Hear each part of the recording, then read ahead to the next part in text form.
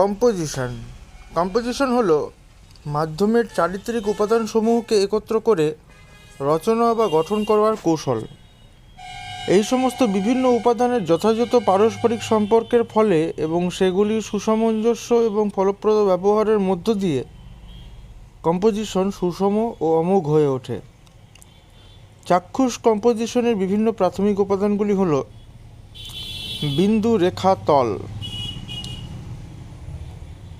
এছাড়া রয়েছে উত্তল, অবতল, অনুপাত, ঘনত্ব, টোন বা আভা, রং, টেক্সচার, দৃষ্টিকোণ ইত্যাদি অনেক রকমের জিনিস, মাত্রা। তো বিন্দু হলো কম্পোজিশনের আদিমতম উপাদান। এটি বিন্দু থেকে গঠিত হয় রেখা, রেখা থেকে তৈরি হয় তল। রেখা এই উপাদানের মধ্যে রয়েছে বৈপরীত্যের সুযোগ, যেমন জ্যামিতিক বা কৌশলগতভাবে সরল রেখা বা বক্ররেখা, ভাবগতভাবে স্থির রেখা বা অস্থির রেখা। তল হচ্ছে রেখা বা রেখাগুচ্ছ ভিন্ন ভিন্ন আকার ধারণ করে গড়ে তোলে তল। তল আকৃতিকে দেয় ছাদ ও বাদ। আকৃতি প্রধানত দু রকমের, নিষ্কোণ ও সকোণ। দুয়ে মিলেও আবার আকৃতি তৈরি হতে পারে। তলের মধ্যে আমরা আসি আরও কয়েকটি উপাদানের কথায়। উত্তল, অবতল। বস্তুর আকৃতি ছাড়াও আরেকটা বিষয় রয়েছে, তা হলো গঠন। পাথর, মেঘ, পাহাড়, মানুষের শরীর প্রভৃতি গঠনে মূলত উত্তল, আর সমুদ্রের খাত প্রভৃতি গঠনে মূলত অবতল আকার নেওয়া হয়। গঠন দুয়ে মিলেও হতে পারে, সেক্ষেত্রে গঠনের রহস্য ও জটিলতা বৃদ্ধি পায়। অনুপাত একই তলের মধ্যে বস্তুর অবস্থানজনিত অনুপাত, কাছে, দূরে, উপরে, নিচে ইত্যাদি। ঘনত্ব হচ্ছে বা বস্তুপুঞ্জের একত্র সন্নিবিষ্ট বা স্থানে স্থানের সমাবেশকে ঘনত্ব বলে। টোন বা আভা যারই গঠন আছে তারই গায়ে আলো ছায়া জড়িয়ে আছে। এই আভারও প্রকারভেদ হয়, যেমন ফিকে, আধা গাঢ়, আধা ফিকে, আর হচ্ছে গাঢ়। রং চিত্র শুধু আকারে নয়, গঠনে নয়, রঙেও। রং মানে নানান রং, নানা টোনের রং, আর তার সাথে চাই সাদা কালোও। কম্পোজিশনের বৈচিত্র্য নির্ভর করে বিভিন্ন রং মেলাবার কৌশলে ও নির্বাচিত রঙগুলি চিত্রপটে লাগাবার কৌশলে। টেক্সচার ও কন্ট্যুর শার্পনেস। টেক্সচার হলো আলো ছায়া, টোনের বা রঙের তার তারতম্যের ফলে সৃষ্ট বুনট। বস্তুর বেধ বা গভীরতা এবং বস্তুর স্পষ্টগত বৈশিষ্ট্য একমাত্র টেক্সচারের মাধ্যমে বোঝানো যেতে পারে। আর কন্ট্যুর শার্পনেস হলো প্রতিচ্ছবির বিভিন্ন অংশ বা ইউনিটের প্রান্তভাগ বা সীমারেখার তীক্ষ্ণতা। দৃষ্টিকোণ দৃশ্যবস্তু অনুসারে দৃষ্টিকোণ ঠিক করতে হয়, আবার এই দৃশ্যবস্তুর দৃষ্টিকোণ অনুসারে পাল্টেও যেতে পারে। দৃষ্টি হতে পারে দূরদৃষ্টি বা নিকট দৃষ্টি। দৃষ্টিকোণ হতে পারে স্বাভাবিক কোণ বা অস্বাভাবিক কোণ। অবস্থান, অনুপাত বা পরিপ্রেক্ষিত। চিত্রের দ্বিমাত্রিক চিত্ররূপের বস্তু জগতের ত্রিমাত্রিকতার একটা বোধ বা আভাস মোটামুটি কার্যকারীভাবে আনা হয় আলো ছায়ার তারতম্যের সাহায্যে। ওভারল্যাপ করে ও বিভিন্ন অবস্থান অনুপাতের পরিবর্তনের মাধ্যমে এই কাজ কিন্তু করা হয়ে থাকে। অবস্থান অনুপাতে দূরত্ব বা গভীরতার তারতম্য, আয়তনের তারতম্য বা অপসারী রেখা দিয়ে বোঝানো হয়ে থাকে। অবস্থান অনুপাত চোখের দৃষ্টিক্ষেত্রে বা লেন্সের নির্দিষ্ট দৃষ্টিকোণের উপর নির্ভর করে থাকে। দূরত্ব অনুসারে বর্ণেরও কিন্তু কিছু তারতম্য হয়, সেটাও অবস্থান অনুপাতের একটা দিক। মাত্রা অন্যান্য সমস্ত বিষয়ে সমতা বা সদৃশ্য থাকলে ফ্রেমের এক বৃহত্তম ইউনিটির দর্শকের মনোযোগ সবচেয়ে বেশি আকৃষ্ট করবে। এটাই মাত্রার ব্যাপার। এই প্রসঙ্গে বিন্যাসের কথাও আসে, যা নিয়ে আমরা পরে আলোচনা করব। তবে কম্পোজিশনের গঠন নিয়েও কিন্তু আলোচনা একসাথেই করে নেব। কম্পোজিশন গঠন রেখা, রং ও টোনের মধ্য দিয়ে দেখা যাচ্ছে। রেখা হচ্ছে পরিমাপ, যা দিয়ে টুকরো টুকরো রূপ বন্ধগুলোর স্বতন্ত্র রূপবন্ধগুলোর স্বতন্ত্র ও পৃথক করা সম্ভব হয়। রং হচ্ছে গুণ, যা দিয়ে বস্তুর ধর্ম ও চরিত্র বোঝানো হয়। আর টোন হচ্ছে ভার, যা দিয়ে বস্তুর ডৌল, বেদ, বুনট ইত্যাদি দেখানো হয়। এবং এই সমস্ত উপাদানের সচেতন প্রয়োগের মধ্য দিয়ে রূপবন্ধনগুলির পারস্পরিক সম্পর্ক প্রতিষ্ঠা করা হয় ও রূপবন্ধনগুলির সুসামঞ্জস্য বিন্যাসের মধ্য দিয়ে একটি চিত্র সম্পূর্ণ হয়ে ওঠে। কম্পোজিশন হলো এই চিত্রগত উপাদানগুলোর বিন্যাস। ফ্রেমে কোন জিনিসটি বর্জন করে কোন জিনিসটি রাখা হবে এবং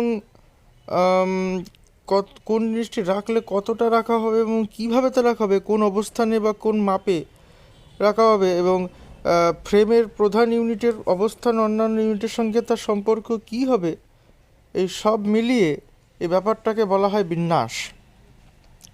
নকশা বা প্যাটার্ন ও স্থান বিভাজন বা স্পেসিংয়ের এক্ষেত্রে বিশেষ ভূমিকা গ্রহণ করে।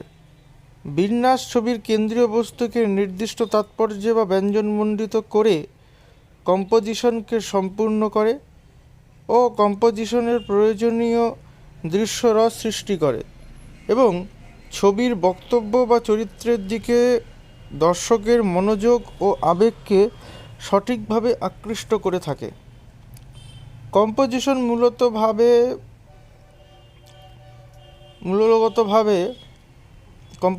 মূলগতভাবে হলো শিল্পীর এমন একটা হাতিয়ার যার দ্বারা তিনি তার শিল্পকর্মের বাইরের রূপকে নিয়ন্ত্রিত করে থাকেন এবং দর্শককে তার নিজস্ব অনুভূতির আলোয় ওই শিল্পকর্মকে অনুধাবন ও বিশ্লেষণ করার একটা উপায় ধরিয়ে দেন।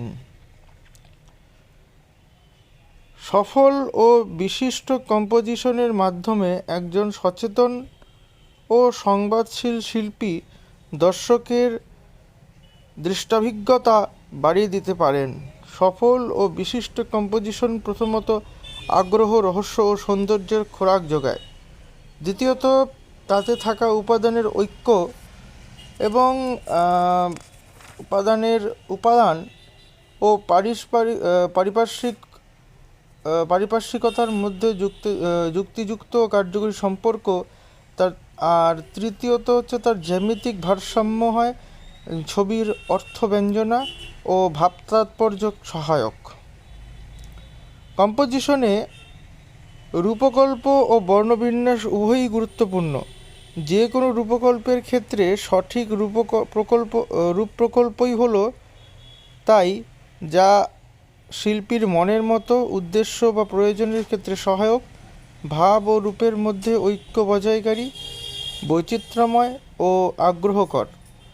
ঐক্য নানাভাবে সৃষ্টি হতে পারে: জোরালো ও সঙ্গত নকশা, বিশেষ কোনো বর্ণবিভেদের প্রাধান্য, বা একক কোনো গুণ বা ধর্মের ওপর গুরুত্ব আরোপের মাধ্যমে।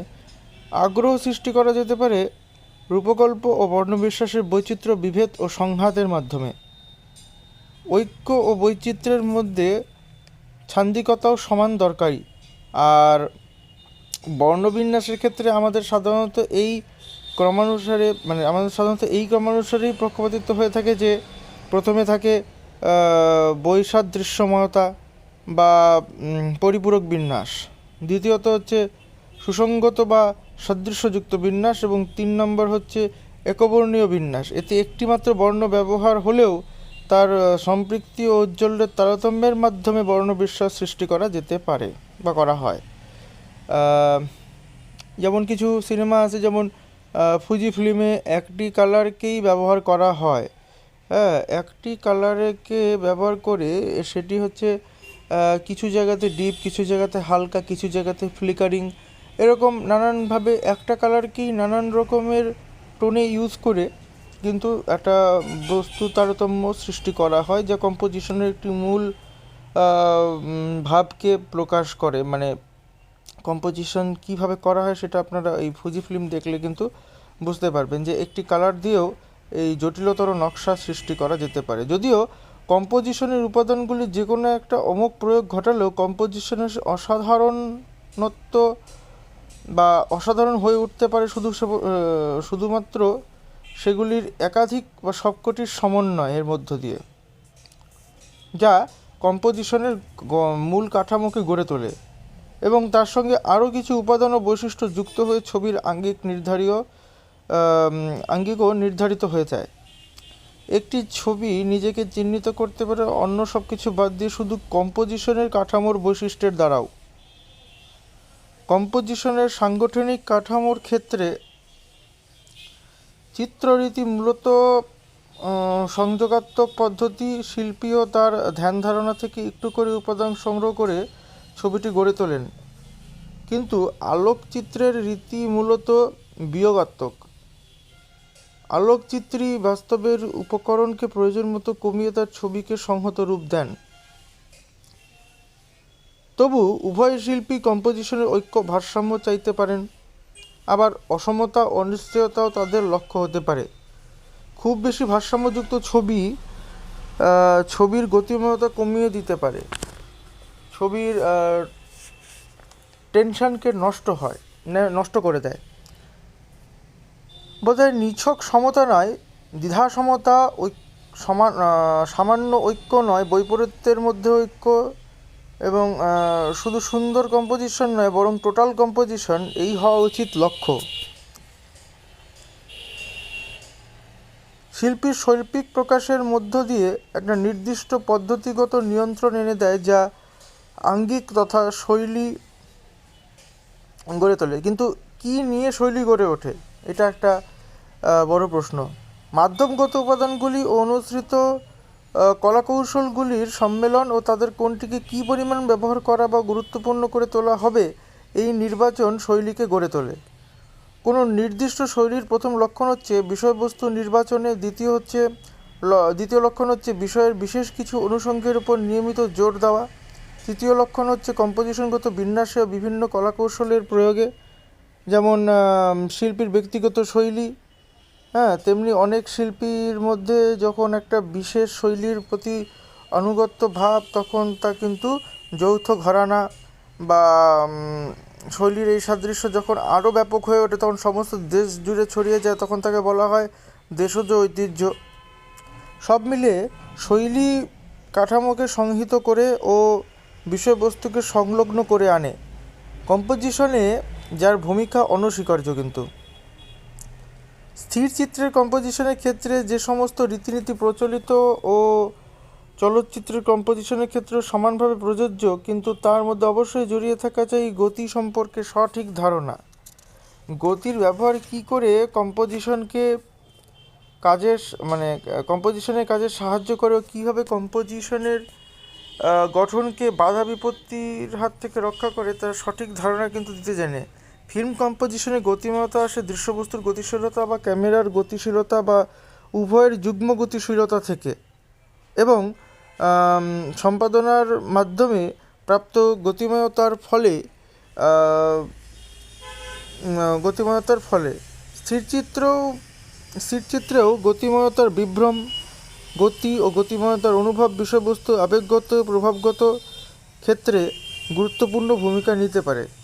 সেখানে দেখতে হয় যে এই গতিময়তা এবং গতির উৎস ও ফলাফল যেন কম্পোজিশনের অবশিষ্টাংশের সঙ্গে প্রাসঙ্গিক ও চিত্তাকর্ষকভাবে সম্পর্কান্বিত হয়। কম্পোজিশনের চিত্রগত গতিময়তার পাশাপাশি কম্পোজিশনের উপর দিয়ে দর্শকের দৃষ্টি যেভাবে সঞ্চারিত হয়, সেই দৃষ্টিপাতজনিত গতিময়তা এবং কোন ছবি দর্শকের মধ্যে যে আবেগময়তা সৃষ্টি করবে, তার মনস্তাত্ত্বিক গতি ও আন্দোলনের কথাও এখানে উল্লেখ্য। এই সাযুজ্য চলচ্চিত্রের ক্ষেত্রে আরও এক ধাপ এগিয়ে সাঙ্গীতিক গতিময়তা বা চিত্রগত গতিময়তা, দৃষ্টিপাতজনিত গতিময়তা ও আবেগময়তা, এই চারের সমন্বয়কে কিন্তু বোঝাবে।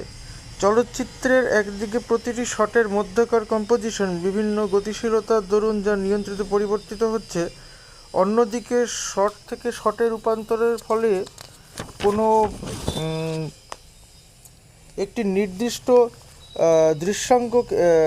দৃশ্যাংশের শটগুলির মধ্য দিয়ে টানা ধারাবাহিক কম্পোজিশনের রেখা চলচ্চিত্রের প্রতিটি কম্পোজিশনের অন্তত দুইটি প্রকার মূল্যায়ন করে থাকে। অর্থাৎ একটি নির্দিষ্ট দৃশ্যাংশের শটগুলির মধ্য দিয়ে টানা ধারাবাহিক কম্পোজিশন রেখা চলচ্চিত্রে প্রতিটি কম্পোজিশনের অন্তত দুই প্রকার মূল্যমান সৃষ্টি করে, বা এই অন্তত দুই প্রকার মূল্যমান থাকে। একটা হচ্ছে সেই কম্পোজিশনের একক, যা হচ্ছে আপনার ফিজিক্যাল ভ্যালু। অন্যটা হচ্ছে নির্দিষ্ট দৃশ্যাংশের ধারাবাহিক কম্পোজিশন রেখার পরিপ্রেক্ষিত এবং তার স্ট্রাকচারাল ভ্যালু, ফিজিক্যাল ভ্যালু এবং স্ট্রাকচারাল ভ্যালু। এভাবে প্রতিটি একক কম্পোজিশন একটি নির্দিষ্ট সমবায় বা বিন্যাসের অন্তর্গত উপাদান। ফিল্ম কম্পোজিশনের এইসব অতিরিক্ত বৈশিষ্ট্য যে সমস্ত উপাদানের কারণে অথবা এই অতিরিক্ত বৈশিষ্ট্যের জন্য যে সমস্ত নতুন উপাদানের সাক্ষাৎ মেলে, তা নিয়ে আমরা কিন্তু পৃথক ভাবে আলাদা এপিসোডে কিন্তু আলোচনা করেছি, আরও ভবিষ্যতে করব। কিন্তু সে কথা যাক, প্রসঙ্গত বা থিমেটিক, গঠনগত বা ফর্মাল এবং আবেগগত বা ইমোশনাল, এই তিনটি অ্যাপ্রোচ বা প্রতিন্যাস একসঙ্গে মিলেমিশে গিয়ে একটা ফিল্ম কম্পোজিশনকে সম্পূর্ণ করে তোলে। কোনো কম্পোজিশন থিম নিরপেক্ষ বা থিম থেকে বিচ্ছিন্ন কিছু নয়। কম্পোজিশন হলো যে ইমেজ বা কল্পমূর্তির মধ্য দিয়ে থিমের বিকাশ বা প্রকাশ ঘটে, সেই কল্পমূর্তির প্রধান বহির্রূপটি হলো এইভাবে কম্পোজিশন ইমেজের মাধ্যমে থিমের সঙ্গে যুক্ত হয়। কোনো কল্পমূর্তি যে সামগ্রিক আবেদন দেয়, সেটাই ঠিক করে দেয় ফ্রেমের কম্পোজিশনে ঠিক কী হবে, এবং ফ্রেমের এই কম্পোজিশন আবার দর্শকের দৃষ্টিকে প্রয়োজনীয় ভঙ্গিমায় চালিত করে। এইভাবে থিমের মৌলসূত্রটি ধরতে হয় যথার্থ কম্পোজিশন দিয়ে। উপযুক্ত কম্পোজিশন তাই হতে পারে থিমের প্রকাশ, মুহূর্তের রূপ, প্রয়োগ কলার অগ্ন্যুৎপাত, মিথের তাৎপর্য বা প্রকৃতিপ্রেম, যা কিছু হতে পারে।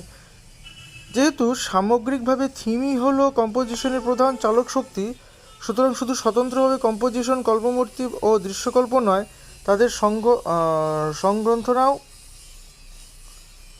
সমানভাবে জরুরি। এবং এই প্রসঙ্গে আমরা আসি থিমের ক্রমপরিণতির সৃজনশীল প্রক্রিয়া মন্তাজের কথায়, যা নিয়ে আমরা পরবর্তী এপিসোডে বিস্তর আলোচনা করব মন্তাজ নিয়ে। এই মন্তাজ তত্ত্ব জড়িয়ে আছে চলচ্চিত্রের সার্বিক সম্পাদনা কর্মের মধ্য দিয়ে, যে বিষয়ে বিস্তারিত আলোচনা আছে হচ্ছে এর পরবর্তী একটি এপিসোডে।